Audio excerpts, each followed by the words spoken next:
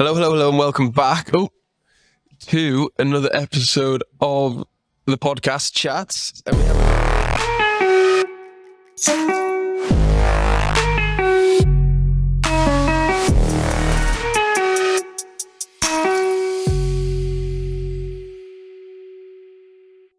And we have a very, very special guest today. I think I messaged you. When did I message you? Was it a few weeks ago? Was it a couple of months ago when you were super busy? Initially, when you were moving. When we were still moving, we weren't in premises that moment. Yeah. Yeah, and then we're here now. Jabba, welcome to the podcast. How you doing? Yeah, good. So yeah, I came in here, and like you say, you just moved into here, and it's actually really, really impressive. Thank you. I didn't know what to expect, but this is far beyond what I expected. And you said it's been a bit of a process. It has. It's been a very long process so far. To be fair, still not 100% finished either. But yeah, it's been 4.5 months of hard work, like 100%. So the way we kind of start the podcast is I get you to introduce yourself to the viewers and the listeners. So how you'd introduce yourself to a stranger, you met someone for the first time. Okay. On camera, so nothing too crazy. Yes, I'm Jabba. I have been a piercer for like 13 years now. I was an engineer before I was a piercer. I've got twin boys. And I'm pretty much working myself to death most weeks. Nice. So then what we did, well, I put you on the spot, didn't I? The 3 facts. Yeah. So tell us 3 facts about yourself. Have you thought of them yet? I was born in Carlisle. Mm-hmm. I'm originally from Wigton, not a Carlisle at all. And yeah, I'm addicted to playing things, I guess. It's probably what I've been known before. Yeah, you said that before. So growing up in Carlisle then, did you enjoy growing up in Carlisle? Oh, Wigton. Oh, Wigton, yeah. Yeah, man, it was a good place to grow up and stuff.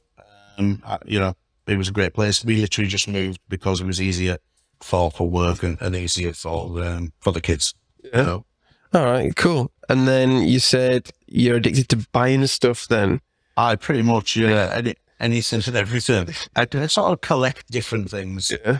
I collect like watch. I've got. I'm going to say your latest addiction, obsession. A watch thing going on. I like jewellery, anything shiny, but I think because we sell lots of jewellery, it's just one of those things you get into shiny gold things. Yeah. And that's sort of where it goes.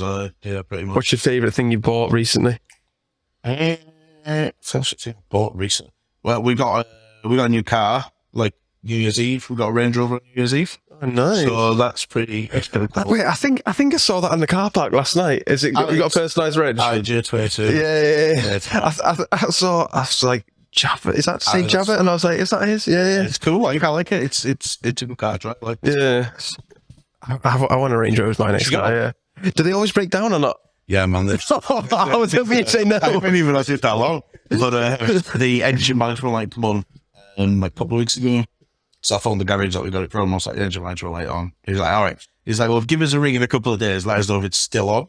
What? And I was like, what? And then, like, literally within a couple of days, I got in the car, turned it on, the engine light was gone off seconds. Yeah. They're a pain. I think the tires, the tire pressure sensors are super sensitive in them. Like, obviously with this weather, it's like every day it comes up a tire pressure warning. It's a nightmare. Oh, yeah. So, but what made you? I was going to say, what made that whole what made you get a Range Rover?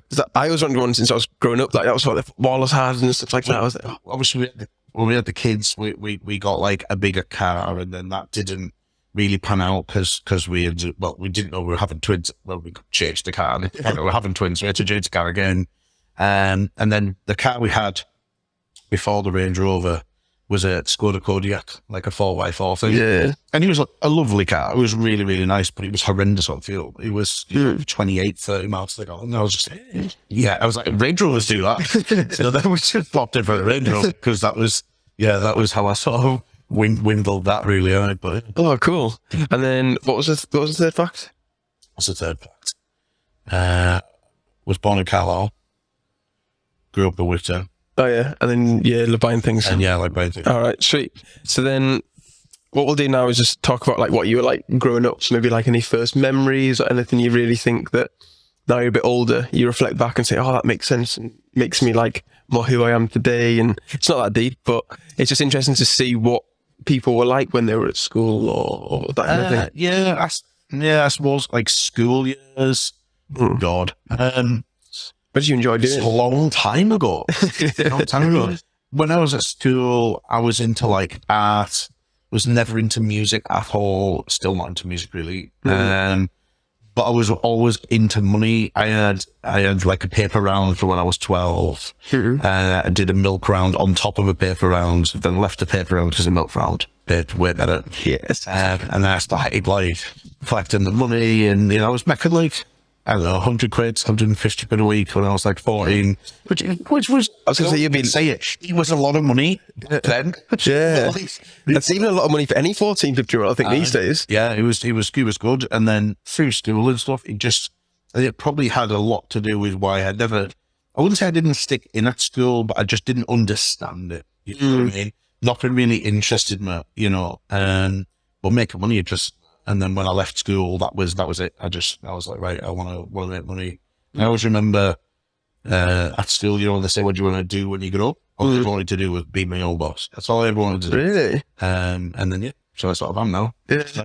Why did you always want to be your own boss? I don't know really. Because I think when you're young, people ask you that question, what do you want to do? And I thought, I want to be an astronaut. I want to be, and it always seemed very like, it seems pointless having a goal if it's unattainable to me. Yeah. So I always try and make things attainable, which is probably why I collect things, because I think, oh, that's expensive, that I can't afford that. And then you're like, right, well, let's break that down into sections and then make it affordable and, blah, blah, blah. And then you can get what you want, sort of thing. Yeah. So then just like, say when I was growing up, I wanted to be like a footballer or whatever. Yeah. And I was work. All for me, like, to be honest. Yeah. And just to say, when you wanted to be your own boss, was there anything like in particular? Like, did you want to own a specific business or was it just literally? No, not really. No, like when I left school at 16, I went to do sort of hairdressing. That was something I went into. I went to a private hairdressing school for a little bit.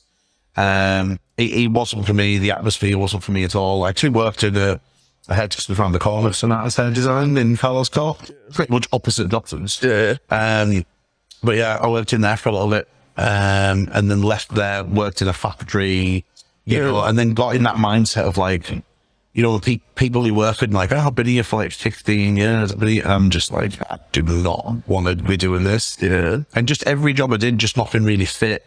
And then found engineering, progressed in that. I was really, I really enjoyed that and everything.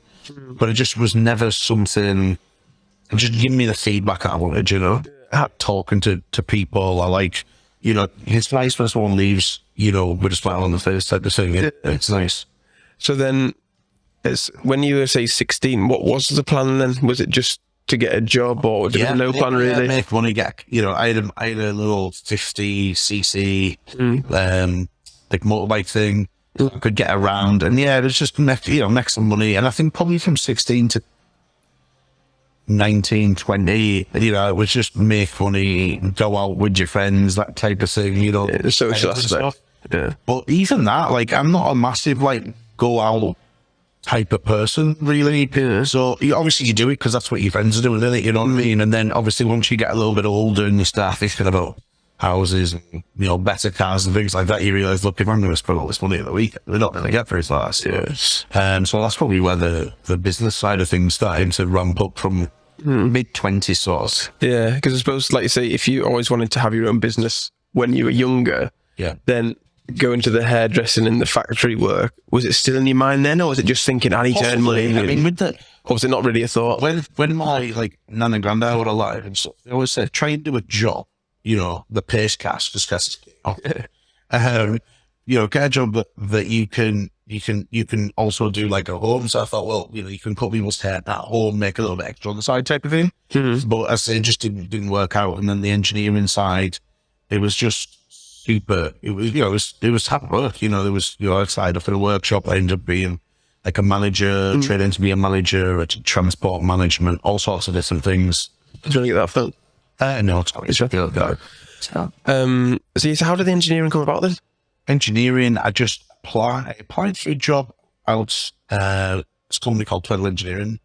Applied out there, got a job just basically punching steel plates and stuff. And then that didn't really turn into an apprenticeship. They didn't really do apprenticeship back then. It was, I don't even know when that would be. It was a long, long time ago. Yeah. I worked for a door company at Carlisle, so I would go through, I had a car and stuff by then, so I worked for a door company at Carlisle for a bit. I did sign writing for a little bit, and then I went back to the engineering company Okay. that I was first at, because they started doing college-based apprenticeships and stuff back then. Trained to be a draftsman. What appealed to you going back then? Going back, it was just close to home. Yeah. So it was literally like 5 miles from my house. All the folk there were lovely. The ones at business, it was super lovely as well. Like, so, yeah, he was just seemed like the right idea. Worked there for like, I think 9 years. And then when I left, I just left to do Pearson full time. Yeah. 4 years previous to leaving, that's when I started training to be a piercer, and I basically worked out of a shop at Silloth, doing piercing on a weekend, Saturday and Sunday, and on an evening for bookings and bits and pieces, and just sort of built a little bit of a business up over about 4 years, and then headhunted from a place, Carlisle as such. So I got a message like, "Oh, come work for us," type of thing. And then basically did that. Just like I said, I'm gonna be honest. But yeah, moved to Carlisle, worked through all that studio or within their studio as Pierce. Left there in 2017 to open Get Modified with Kizzy, and then ran Get Pierced and Get Modified, and then obviously from there to here. Yeah. Been mad few, I was going to say, you've been flitting about. It looks like. So then, when you were, say, working as an engineer, then how did the piercing thing spring to mind? Did you always have piercings growing up, or was it just something that you kind of... No, not really. I had a couple of piercings. It's very different, isn't it? Yeah, I was. Career. Yeah, totally. I was more into tattoos. I had a couple of tattoos when I was like 18, 19, 20. And then 1 year, because basically when I left school, and I didn't leave with good grades, and I couldn't go into sixth form because I didn't even have grades to go into sixth form. You didn't want to though, anyway, did you? And I was still into the factory side of things. I think the thinking was put into my head that, you won't amount to anything because your grades are bad.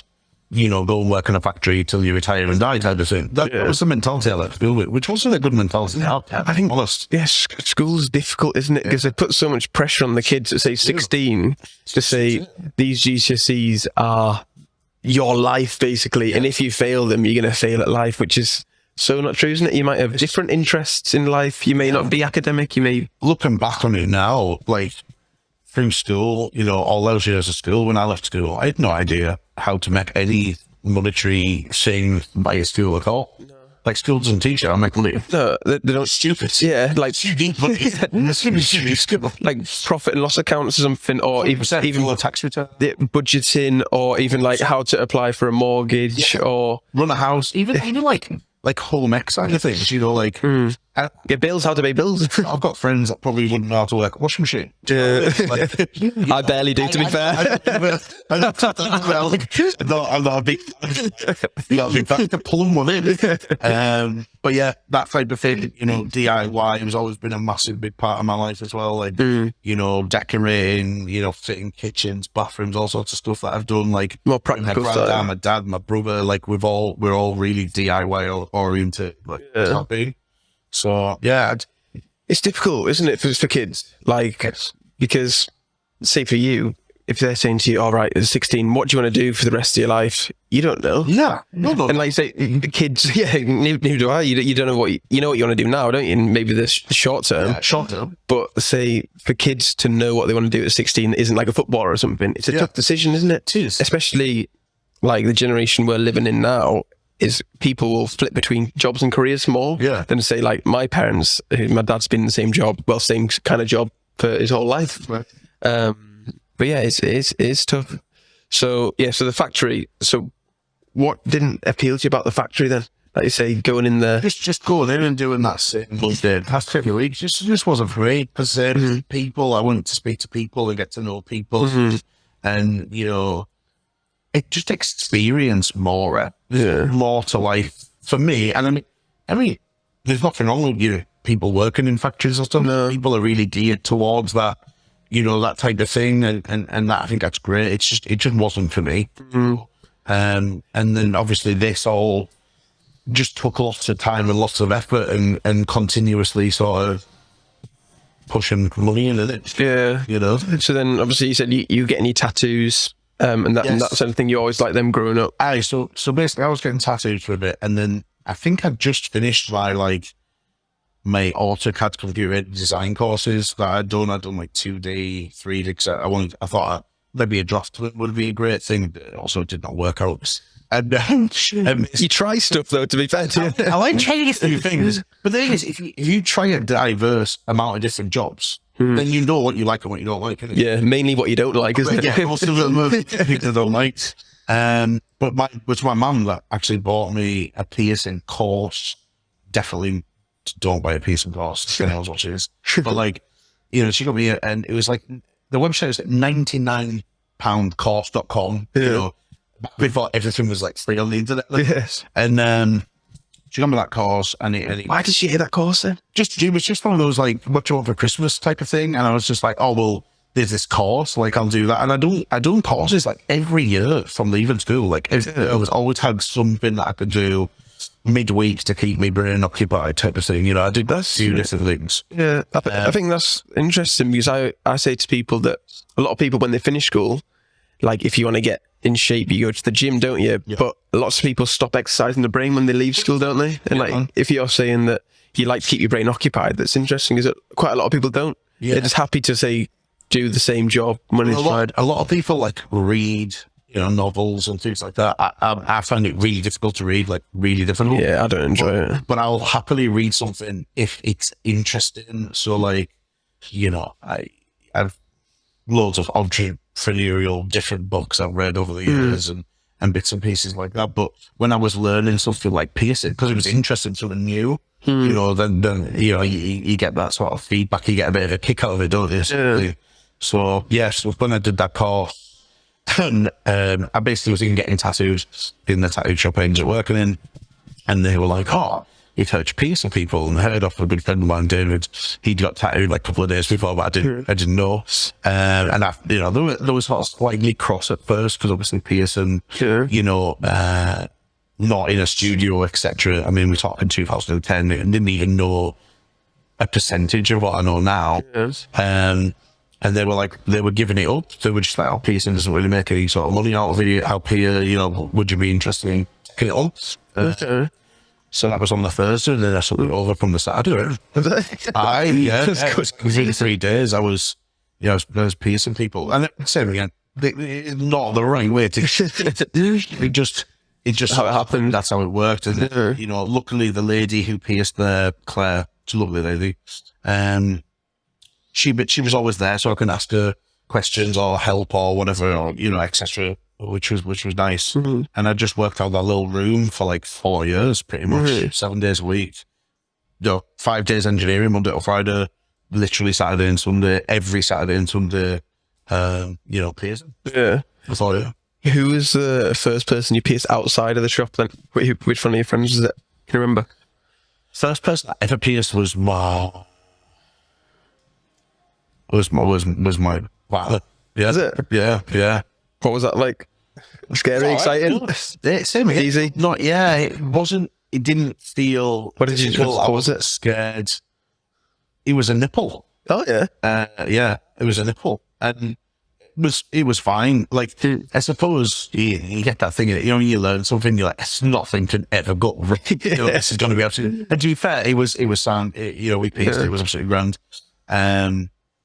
Yeah, and then I think I did a couple of friends' ears type of thing, and then literally that was it. I did that, and then it was the word spread. Yeah, got passed by the license and got all that carry on, and then just started piercing really, and you sort of learned on the job a lot of things, I guess. You're always learning though. Definitely. And I mean, even now, we've done this for 13 years.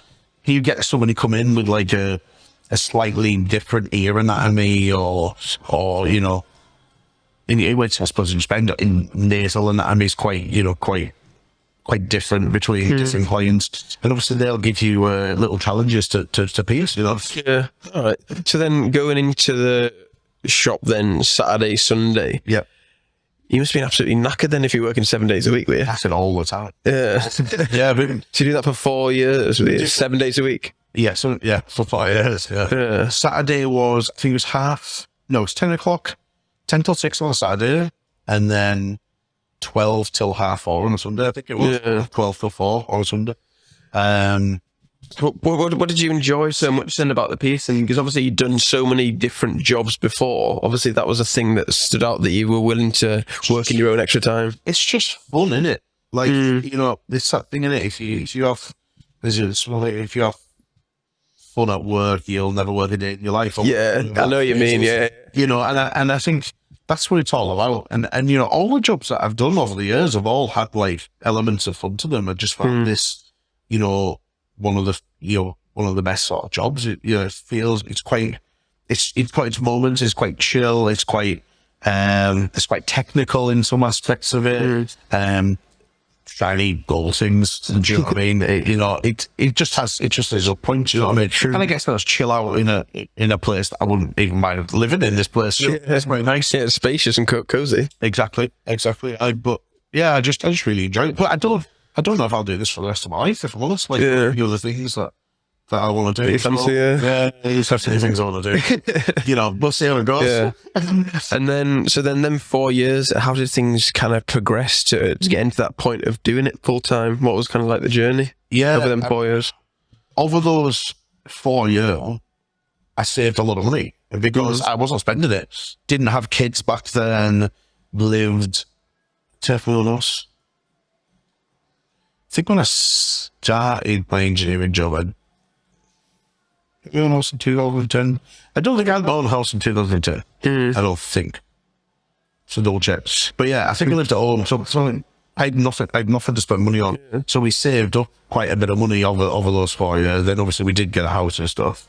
And then, basically a friend of mine who's a tattooist, he got approached to be a tattooist at another studio.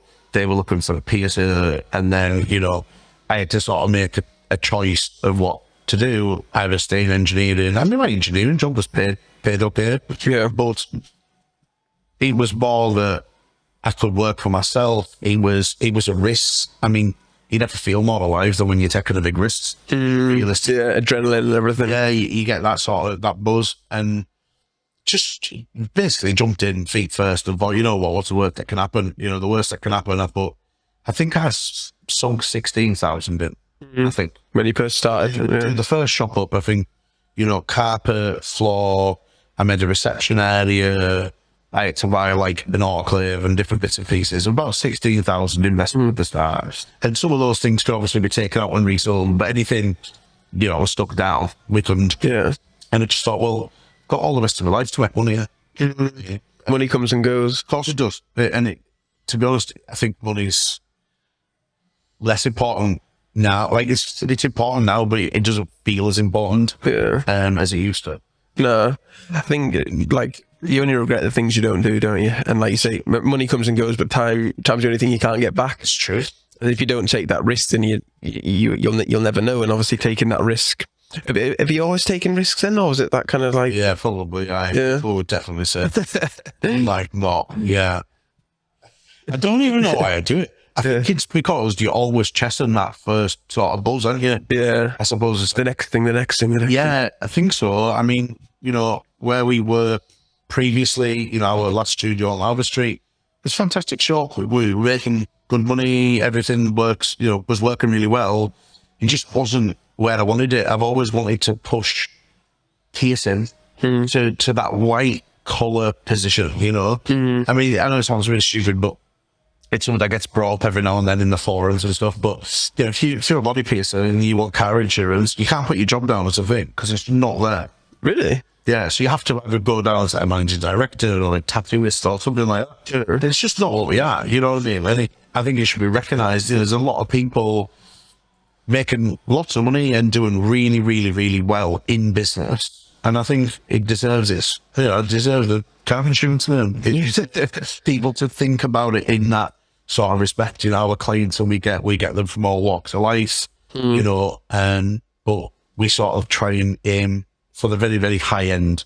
You know, we're definitely we're not cheap by any means, but the service we offers, you know, you get what you pay for. Yeah, exactly. Yeah.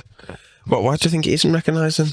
I don't know. I really don't know. I mean, there's a lot of shops. I don't know whether it's just, you know, a lot of it could be to do with like, it's not standardized as such. I mean, this process, I mean, we're like a United Kingdom Association of Professional Piercers member, and we're an Association of Professional Piercers member, which is the American organization as well. And they basically have a set of standards that your studio, not so much a piercer, but the studio has to be to this standard. So you couldn't have, you know, signage in certain places. You're not allowed to put sterile with clean, and, you know, all these things. And we have to do a full walkthrough video of the entire studio as well, 30 minutes long.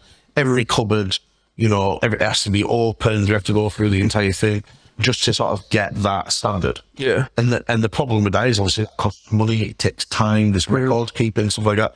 A lot of shops, you know, they don't want to do that, or maybe they can't do that. And some of it is price based as well. Yeah. You know, if you're only charging maybe say £20 a piece, for instance, and you don't have a huge customer base, then, you know, a couple of £100 to sort of apply, not even to pay for it to be, you know, in the organisation. You have to pay to apply. You know, if you don't get it, you still cost you the money. Yeah. And so a lot of people are sort of going for it. But luckily, you know, with the UK association, and, you know, really good people in the forums, really good piercers around the UK and the rest of the world. And obviously we do seminars and stuff like that every year. We have a piercing trade show seminar coming up in 7th and 8th of April. A friend of mine, Nathan, started that. Actually, it's really good. It's a bit of a trade part where you can buy jewellery and stuff, and there's some classes on and stuff. And then we have the UK APP seminar, which is 3 days in September. It's sort of slowly getting better. Yeah. Slowly. Do you think there's like a bit of a taboo about it then? I don't think there is as much. No. I mean, it's so mainstream now. Yeah. I think that's why some studios are doing so well now, because social media is there. Yeah. You know, you can get your picture. You can do a piercing and get that piercing picture out there within 5 minutes of doing it, you know, in social media. You've got all the apps and stuff on phones now. You know, you can watermark a picture. You can edit things to piece, you know, things out. You can delete maybe a piercing scar off a picture to make it look that little bit better. So there's just so much more that you can do. And then you've got obviously big brands that do piercing, things like Maria Tash and, you know, Astrid Mio, quite a lot of shops, those type of places, which are sort of boutique in nature. And obviously boutiques just, you know, generally do really well. Yeah. So I think everyone's pushing in the right direction. So like you say, you get people from all walks of life, don't you? And that's the thing, is the majority, I would say, of women have piercings these days, don't they? Well, 90% of our customer base are female. 90%. Really? Much. Yeah, pretty much. And I don't know whether that's the same all over the UK. I mean, different parts of the UK is different. We speak to people all over, you know, but at some parts of the UK it's predominantly male. It just really, it depends what jewelry you offer. It depends what atmosphere is like, you know. But yeah, pretty much, I would say 90%. Right? Oh, cool. So then the first shop that you opened then, how did that go? Obviously, sinking in 16K's a big amount of money for anybody. Yeah. So how did that go? What was the opening day like? It was. Do you remember the feeling? It was all right. I mean, we got it finished. I started. It was nowhere near, you know, it wasn't like super grand or anything, but it was like nice. It was neat. It was slow. It was a slow start. I mean, first. Were you expecting that? Yeah, because new business, obviously. I mean, there's only like 3 piercing shops in Carlisle back then, I think. So, you know, we weren't guaranteed business, but we had a good chance, you know what I mean? And when I started, I think all my prices were like £3 cheaper than anybody else. Yeah. And That was yeah, it was that price because when I was at Silloth, obviously it's it's 20 miles from Carlisle. So if anyone was travelling to me, it was like sort of paid a bit of the fuel. That's how I sort of looked at it. Yeah. But I didn't change the prices when I moved to Carlisle because I thought, well, I made money last time doing that. I'll leave them as they are. Within probably 6 months, I think the prices went up to sort of 20s and then up to sort of 25. And then we started getting the better jewellery and stuff from the States about 2015, I think it was, like that. Once we started getting the better jewellery in and promoting that, there was just nobody in the whole county doing it, you know, high quality, lifetime guaranteed bobby jewellery. Yeah. At all. There is a couple of places doing it now that we're friends with them anyway, so that's fine. But that was the biggest step we did probably for Cumbria, was just putting a crazy amount of money into some jewellery that fit in an envelope, making it look pretty in a cabinet, and just giving it a go. And there was loads to that as well. I mean, we used to sell cheaper pieces of jewellery, £5, £10, £15. So we get nothing wrong with them. It's not the market you've all saw, but that jewellery just didn't last. Gems would fall out of it. And you got people coming back, with a £5 item, go, this gems fell out of it. And you think, well, you get what you pay for, but it should also be fit for purpose, is what I always thought. And I thought, this jewellery's just not, it's not fit for purpose. Like, he's breaking all the time. And so, I got speaking to Industrial Strength UK. It's actually talking to yesterday. And got speaking to Industrial Strength UK about opening an account. I think my first order was 1,200. And 1,200 was a lot of money to me. A lot, There's a bit of a risk then, I suppose. Yeah, I mean, back then it was quite a big risk, because back then there was probably only a handful of piercers in the entire of the UK using that jewellery. Okay. So if I didn't sell that jewellery, I would have to try and sell that to another piercer. Since then, like now there's like a UK, piercer only, selling trade group and stuff and different things like that. So, it's quite easy to sort of pass stock to a friend or to another UK PP shop or to a non-UK shop, or whatever. It's quite easy to get rid of the surplus stock now in the UK. But it wasn't back then. How did you want to do that then at the time? I just remember thinking, like, this jewellery looks, the bee's knees, it was genuine Swarovski crystal. It had a lifetime guarantee. So you're thinking, not going to get any comeback from people, people coming in with faulty stuff. And I mean, realistically, since we stopped that in 2015, so we're on 8 years now, we won't have had a dozen pieces with fault. And I think that's really good. Like, probably not even a couple of pieces a year. And some of the pieces are at like £10. So £10 for a plain ball, that'll last you for the rest of your life. I mean, you don't get a lifetime guarantee or, some watches from the watch. On a piece of real jewellery, that's it. So it holds up over time. It's really good. Could you really see the benefit when you did the switch? Because I'd imagine, like, when not many people are doing something, people have to take the leap, don't they? And you don't know, like, people that follow, they can obviously see they've done it, or other people that have done it, and then they follow. But you taking that leap, did you really see the benefit of, like, say the county or the UK? I just trusted the Matthews, really, because there was a Facebook group called the UK Piercer Meetup Group, and obviously got speaking to a lot of piercers on there, met a couple of piercers through the group, and obviously, you would see other people posting pictures of their jewellery, and you want it, I want to post that picture, I want that piece, I want to be able to sell that. And I don't really come from a sales background as such, where I have done sales before. When we got it, I think the first sort of incentive for clients was if they upgraded their end piece to a nicer end piece, they saved £5 off the piece in fee or something. And that really helped, like a lot, because same again, back then, I think you could probably get a prong set ear piercing probably for about £45.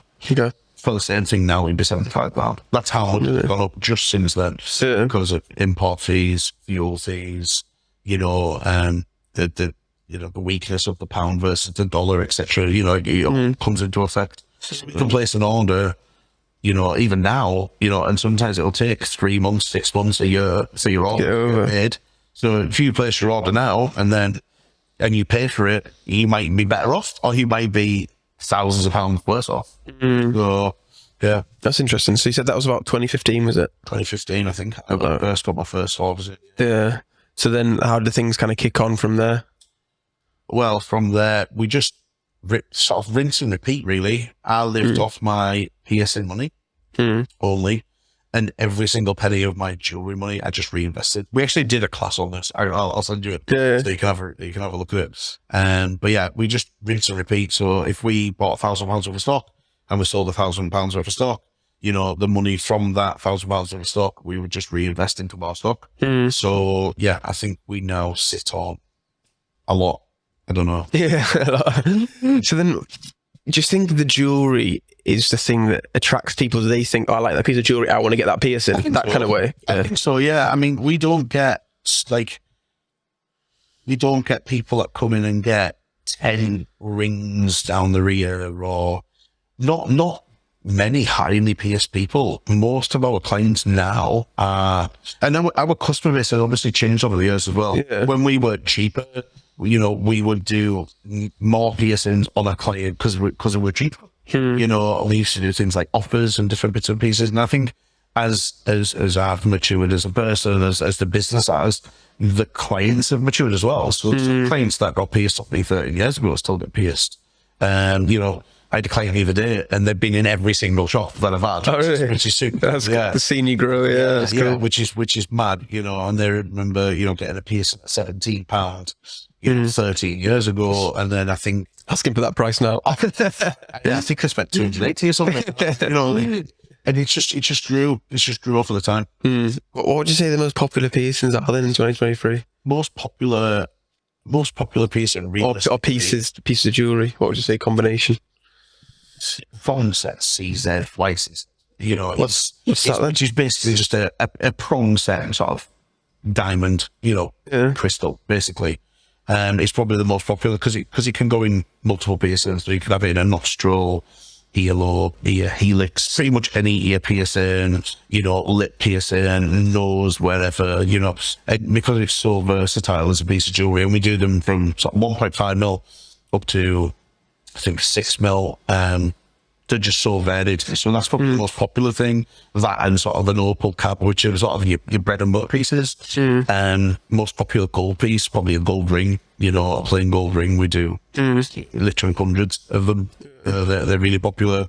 And then obviously our higher ticket items are really good, but, you know, we work off maybe it's an average of like £120 a client or something like that. Yeah, that's good then, yeah. So anything that's within that price range is usually, you know, white CZ earlobes or, you know, gold nose rings, that type of thing.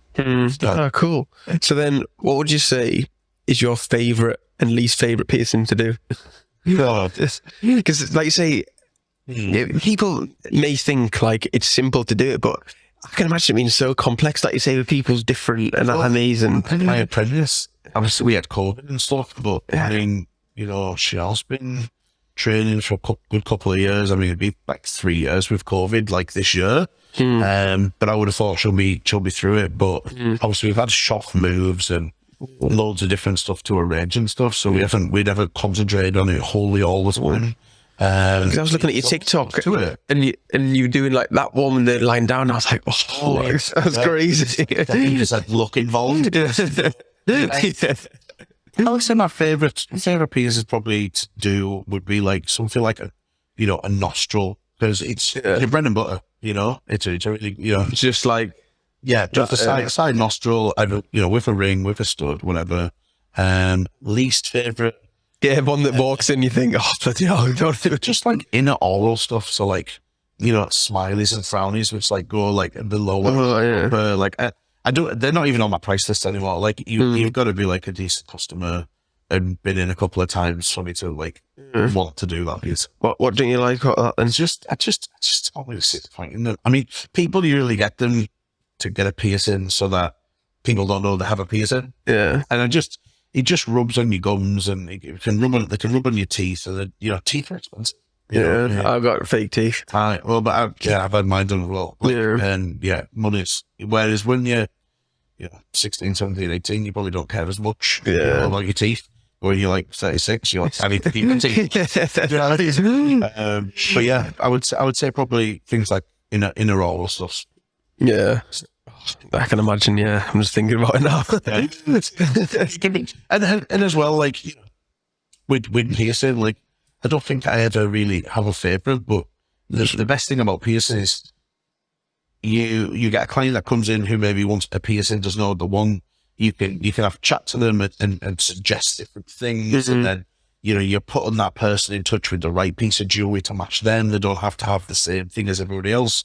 If they want to be sparkly, they can. If they want to have something sort of dark, they can. If they want some texture, they can. It just really depends what they want. Yeah, I suppose relationship with your customers is so important, isn't it? Like you say, if they don't know what they want and they trust you and you're suggesting these ideas, and it's a big thing, and I suppose, like in business or anything. And some people, some people might say for months to come in and buy that special purchase, you know what I mean? Or, so you want to make the experience all about them. If someone walks in our shop, pretty much the whole experience is tailored around that person. So if they come in and they want to speak to me, they can. If they want to speak to Chanel, they can. Some people do prefer to be served by a guy. Some people prefer Chanel over me. It just really depends. So you can personalize it. We do personalized appointments for people with extra needs and stuff as well. So we can change the lighting, we can change music, we can do an end of the day appointment, which means nobody else is going to walk in. We can disable access, like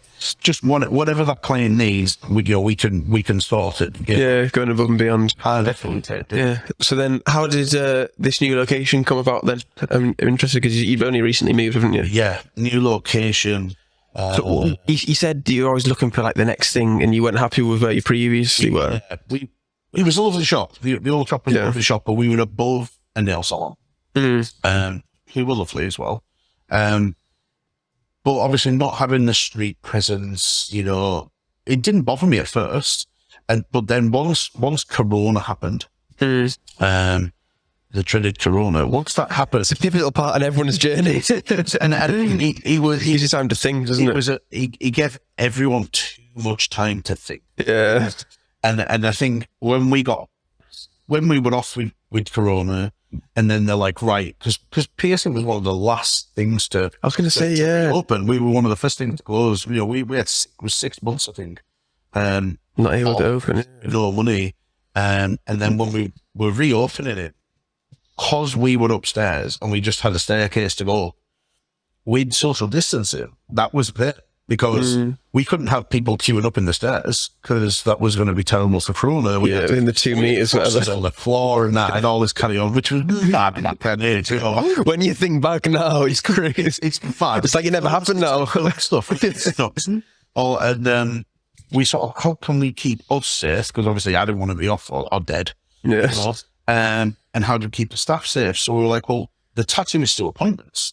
I thought, I was like, I'm sure I might suggest it. I can't remember who suggested it, but obviously in the the piercing groups and stuff, people were going, oh, I'll have to do appointments, or I've never done appointments, I'll have to do walk-ins or whatever. And I was like, well, I could try appointments. You know? So we added a booking service to the website, and we said we'll charge people to book. So it's £20 to book the half an hour slot. Well, we decided on the £20 because we thought if people don't turn up, we're literally going to be set twiddling our thumbs. No one's going to walk in because we are only a booking. Only serious people would book as well, wouldn't they? Exactly. And obviously, we had a couple of messages, while you're off, like, oh, we're doing the piercings. Like, just wait, man. It's a worldwide pandemic. It's a bit more than for us, and we put that online. I think that went live on a Thursday night at about, say, 9 o'clock at night. Okay. And we were open on the Tuesday, because obviously the government only gave us like 4 days. Yeah, it was no time at all, was it? Cheers. And so we put that live on the Thursday, and the whole next week was fully booked.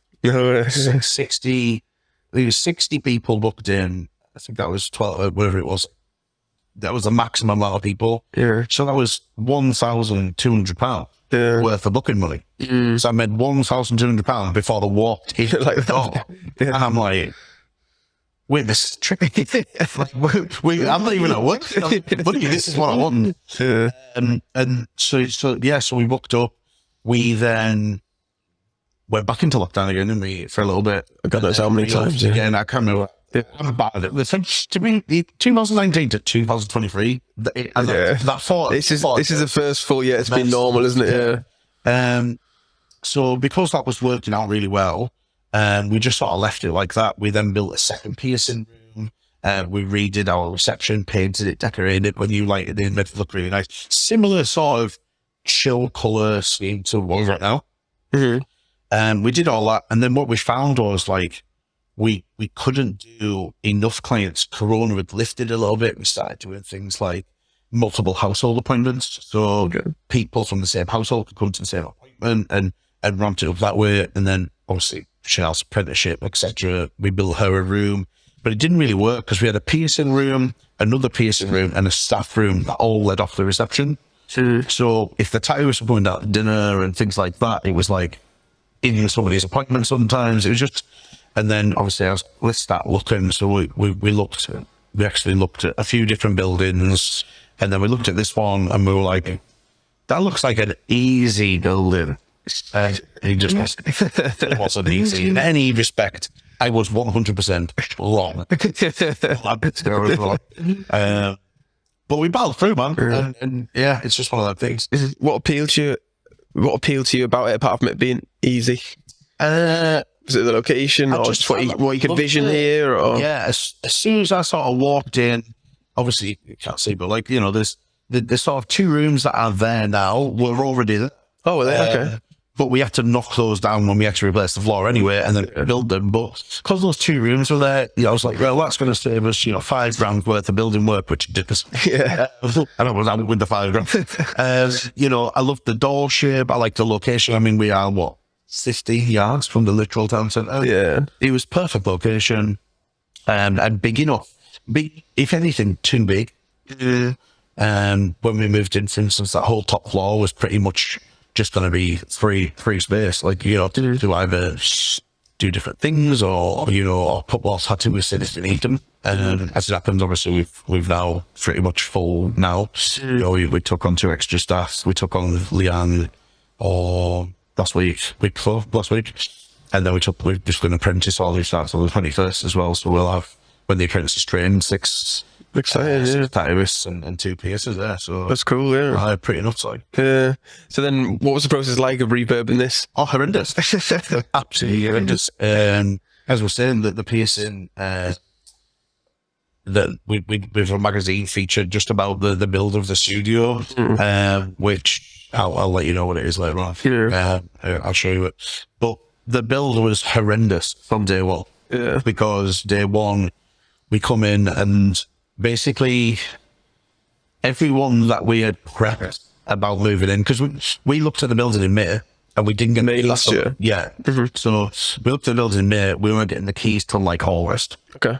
So told everyone that we'll get the keys in August. Builders, tilers, painters, etc. It was like August, we want everybody in. Blah, blah, blah. It just didn't work like that. There was people like on holiday. People didn't turn up. But luckily, one of our tattooists, boyfriend Andy, he's a tree surgeon, but he was just starting his business at that point, and he was quite free a lot of days. So we hired him as a labourer, and he basically just ripped all the suspended ceiling out. We had it, but just every day, like there was a phone call. I've got this problem, and I'd have to come over. Every single day there was a problem. There was nothing easy. We took the floor up, and the floor was rotten, so we had to take the floorboards up below the floorboards. The beams were rotten. We had 5 beams in the floor and the whole floor to replace. To do that, we had to knock the walls down. It was just horrendous. We had no water because obviously we ripped everything out, which meant we had no heating. So we had no water or heating from day 3, I think, of the build till literally 2 days before we opened. Really? That close? Yeah, because so when we moved in, And we fold everyone up. We have to book the tiler for the floor. So we said, right, I think the tiler was booked in 6 weeks or 8 weeks or something, which gave us tons of time to do it. But then we had people on holiday, people off, people that couldn't come because they had other jobs on and stuff, which is fair. So everything sort of went back. Obviously, with the floor of the whole in, we had to replace a whole floor that we haven't even accounted for. You know, I mean, just the floor and those rooms there, you know, cost-wise, it's just 15, 16 grand of cost that we didn't even account for. So It's a lovely floor, though. it's a beautiful floor. It's a stunning floor. Well, the tiles were extra. I think the tiles like 15 grand or something. Right. But it was a friend from school who'd done them, Shane, and he done literally an amazing job. It's, pretty much everyone who comes in really loves the floor, and I think it sets it off between. It gives it a really good Contrast, isn't it? Yeah. good culture. Yeah, because like me just coming in, I was thinking, oh, it's such a cool space, but you didn't know where to get there. Yeah. It radiators, we had to replace every radiator in the building, even though the boiler, when we were looking round, I remember saying like, oh, it's a boiler, like, and like, oh, it's just been replaced. And I was like, all right, cool. So I didn't even look at a radiator because you're in that like fuzzy mind space of, It's going to be fine. yeah, but and you spend 15 minutes? I think we were in here 15 minutes. Right? Looked around the building, 15 minutes. Oh, yeah, I'm all of it. It's like, it's insane. But, you know, that was just that easy choice. Whereas, you know, if I'm going on Amazon and I want to, you know, buy a new charger cable, platform, Yeah, but like 10 or 15 minutes, you know, because I'm spending $7.99. It's very weird how people make decisions, but I'm glad we're in. Yeah. It was horrendous. Every floor was horrendous. The floor, the ceiling, the roof, all the windows were to replace. There's not really much. There's not really much original. No. The doors and stuff. The doors are original. And apart from that, pretty much. When did you officially open then? I think we opened on the 7th or 8th of December. Okay. Well, yeah, we had a good couple of weeks before Christmas. It was really good as well. Really busy. We didn't do an open day. I was going to ask that. No. The only reason we didn't do one was we weren't used to the space. Yeah. So I think what we'll do is we'll have like a 6 months, you know, in summer. We'll Party kind of thing. And maybe put a band on or something. And It's so cool. a few beers, get people to have a walk around, maybe do a few piercings, you know, let people walk up into the tattoo space and stuff. Just let people, there's a lot of people that come in and go, yeah, I didn't expect it being like this. Well, I'd said that to you, didn't I? Yeah. And I think some tattoos, I wouldn't really class us as tattoo shop.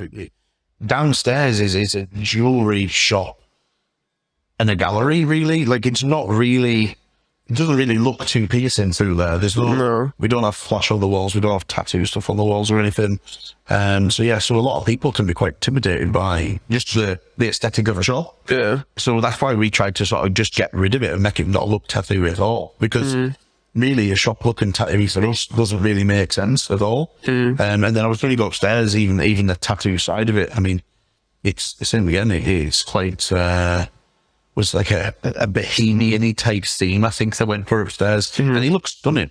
But it doesn't look like a tattoo shop to me. It looks like a really nice space to work in. Yeah. You know? Which floor is that on? It's on the first floor, and then the top floor, it's all like all the roof beams. I'll take you around it, but it's all like high beams. David's got like, you like David's setup. He's got like he's got a full podcast setup. But Oh no way. DJ setup. Oh, I'm jealous. Yeah, it's So then what's the plans next and in the future, in the near future? for us at the minute. It is, you know, getting on top of, you know, we still owe a couple of tradesmen money, which is fine. Like, you know, it's totally cool. Just to get them paid back. We've got our apprentice to train. We've got obviously Leanne to get work for and stuff. Trying to make sure everyone's happy. Yeah, that's all we're trying to do. Make sure all the staff are happy and got plenty of work. And then as long as they're all happy, then they all pay us rent, and then it just the gears turn, and it. So we do have a room upstairs we need to do our, which might be a staff room, or it might be a room that we rent out. It's a private room. And for piercing, we just want to keep doing what we're doing, get Chanel through her apprenticeship and finish probably by the end of summer. And then, you know, see how she grows as a piercer as well. You know, I want to paint the outside of the building, you know, and then continuously just improve. I don't know, maybe one day we'll have enough shop, or, you know, I don't know. Yeah, cool. See how it goes. Yeah. A lot can happen in it. You make it sound so easy. I was going to say, yeah, what would you say you've learned then in business yourself personally? How have you grown as a person? What have you learned? God. Is there anything you wish you could tell like your younger self when you first started out? Oh, do this or don't tell everyone your ideas. Don't tell everyone your ideas, because if you have ideas and you tell everyone, someone will always be inherently negative. You know, and I don't think there's anything wrong with people being realistic or negative, but sometimes people's dreams don't need shut down straight away. Yeah. You know what I mean? I think it's good to have hopes and dreams and aspirations, as long as they're realistic. You know, I mean, even an unrealistic one's totally fine. It's not hurting anybody. But I think everything's accomplishable if you work hard. I think there's like a big thing at the minute online on social media. You know, how to be financially free is like the biggest thing online at the minute. Oh, that seems to be what I'm seeing on TikToks and stuff. And it's like, you know, put all this effort in for 2 years, do this, do that, and you'll be a millionaire. Like, that's top bullshit on that. Like, you know, yes, 100% people have done it, but most people just knock the panic every day. There's, you know, take risks as well. Like, I think is a great one. I think, you know, there will be people, you know, even my parents have sort of talked to me about different things that they wanted to do, you know, and they are gutted that they never took a risk and never done something. They're always gutted that they didn't do something, not that they did something. Yeah. You know, and I think that's you learn from that, don't you? Yeah, 100%. Like, people who are like younger than 30 should be taking so many, mate, they're going to be working for 40 years after 40, after the 30. So, you know, take more risks. I'm not saying anymore. Calculated, obviously. But yeah, I mean, you know, if you could put £1,000 into an idea or £100 into an idea or whatever, or even just time, you know, and give it a little bit of time, great. You know, the big thing online is, you know, work on a bit of a side hustle. If your side hustle then pays you as much money as your day to day, then you can leave your day to day, you know. And for some people, that's what they want. Some people just like a bit of a side hustle just to top up the day to day, you know. But do something you enjoy, especially if you're at work. If you don't enjoy your work, I wouldn't work. Yeah. You know, I think it's true what you're saying about people like shoot down people's ideas, because I think they know they can't do that themselves, so they think that they can put you down for your dreams and stuff like that. And yeah, some people do have dreams that you may not be able to achieve, but if you try and hit there and you go there, you'll still be pretty happy anyway. Exactly. Yeah, I think so. You know, manageable chunks, you know, of things as well. Like, how is break things down into small things? So I don't know, let's say it's 20 grand, you know, and people have 20 grand. Oh, it's a lot of money. It's like, break it down over a year. How much money per day do you need to make to buy something that's 20 grand, or do something that's 20 grand, or you know, even less, £1,000? It doesn't really matter what rate. The thing is, you can break it down to chunks. You say, right, well, I need to save this much a week to give that idea a go that I've just had in 6 months. Then save it for it, you know, do it, try, you know, give things a go. And I think, you know, trying different jobs, I think some people, you know, think you should be in the same job for the rest of your life. You are not the same person when you're 18 as when you're 45, when you're 50, when you're 60.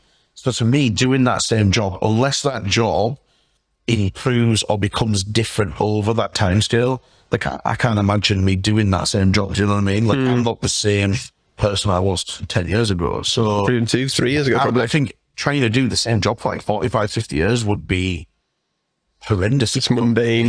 Yeah. I think, you know, technology's moving that fast now. I don't even know if from now you could do the same job for 45 years now. No, it'll just be obsolete, won't it? Yeah, robots will do it. Quite possibly, yeah. Cool. So then, we go to biggest mistake or biggest regret in your personal or business life. What would you say? You get mistake. Just something you think, oh, bloody hell, I wish I didn't do that, or oh, I wish I did that. Can be personal, business, or both. Up to you. Put you on the spot. Be me, haven't I? I don't really know. I think, yeah, there's not really a great deal I regret, really. I think most things I do, sometimes I'll kick myself. I mean, obviously, there was times when I regretted taking this building on a couple of months ago, but I don't regret it now. Yeah. I think I would have worked on myself more when I was younger. Gaining knowledge in business when I was younger. It's one of those things. It's hindsight. If you knew what you knew now 2 years ago, man, you probably would be a millionaire. 100%. But yeah, I think that but try and forget. Leave the past in the past, move forward, and continue to move forward. Yeah, keep moving forward. Right. Yeah, and I think, like you were saying just before that, if people want the end result, don't they, straight away? They want to go 0 to 100, say they want that 20 grand tomorrow, and to get 20 grand tomorrow, that's hard to get. And people don't want to put in the work, or people that start putting in the work give up because they think, I've done 2 weeks or 3 weeks or 3 months. Yeah. And not at the end goal, it's not worth it. And those people maybe won't succeed, but it's the people that do, like you say, show up every day and put in that little bit of work and be consistent over time will get there eventually, and you just keep chipping away. Networking as well, networking is massive. Huge. I think, obviously I wouldn't have known you if it wasn't for job service. Yeah. And then... But having this conversation as well, you knew who I was, but you can actually get to know who I am as a person. And then if you ever needed a chat or anything, you can just message me or whatever, and it's just casual, you know what I mean? And I think, we network that way, piercing-wise, we network with other shops, we get customers all the time. They'll come in, they get a piercing or whatever, and then they're going to say they're going to go to university, go to Manchester or something. Mm-hmm. It's like they're realistically, some of them do wait till they come home and they get another piercing or they get whatever, but, we do things like downsizes and checkups and things like that. So they might literally be stuck in Manchester in 6 weeks' time. So it's like, well, we will send them to our friend's shop. We'll send them to Holy Now, or, if they went to Newcastle, we'll go to Blue Lotus or, wherever. And we have these shops which work to the same sort of standards as us. They're lovely people, their staff are fantastic, and they're going to give our customers, the same standard and same level of care that we do. And I think that's a really good thing. And they'll do the same. So if they have, people in Manchester or people in, wherever coming into this area, we get it as well. So it's really nice to have that, group of friends, group of businesses that we could... Community, isn't it? Yeah.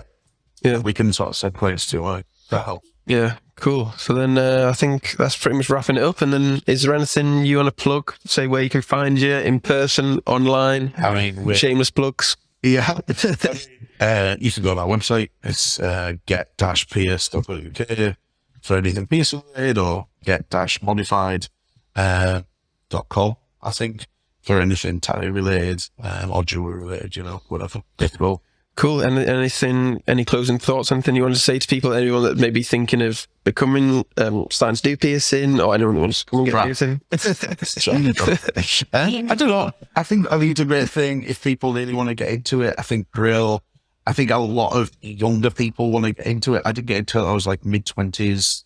If you're still at school and stuff or whatever, or you're like 18, 19, whatever, and you're trying to get into piercing, 100%, I think have that as a goal, but realistically, get the job and make some money and get some people skills, because it's that what we look for. You talk to people every single day. If you're not into that, or you can't handle talking to multiple people that you don't know and striking up a conversation, it's going to be hard from the start. Be people-y. That's the word. Great way to close the podcast. So everyone watching on YouTube, make sure to subscribe, like the video, comment your favourite part, any questions for Jabba, leave them in the comment section below. If you're listening on Spotify, Apple, make sure to follow the podcast and leave a 5-star review. Bye.